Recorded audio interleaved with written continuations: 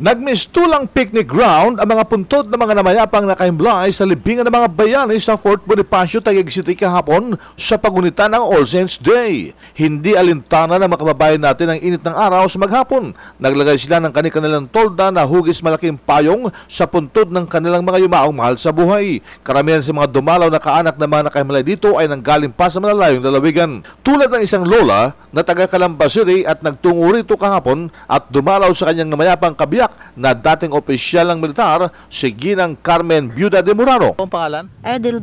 Colonel Edelberto Mirano. Ano ang feeling niyo kapag ganitong panahon po dumarating? Oh, so full of grace and holiness also.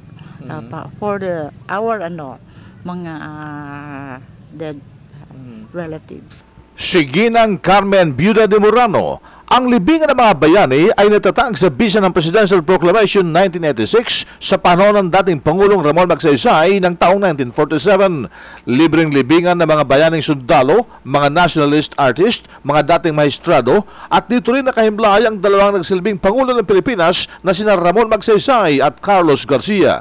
16 na mga nagsilbing Chief of Staff ng Armed Forces of the Philippines ang nakalibing dito. Kabilang ang kalibing-6 si dating Secretary Angelo Reyes. Dito rin nakahimlay ang labi ni dating Foreign Secretary Carlos Romulo, dating Labor Secretary Blas Ople, dating Senador Arturo Tolentino at maging ang pamosong writer at columnistang si Max Sullivan at marami pang iba na mga itinuring na bayani na kabilang sa bilang na 47,682 na nakalibing dito kasama ng mga sundalong nagbuwis ng kanilang buhay para ipagtanggol ang kalayaan ng Republika ng Pilipinas. Iyan ang DZRH News sa loob ng libingan ng mga bayani. RH 911 Bing Pormento naglilingkod sa pagbabalita.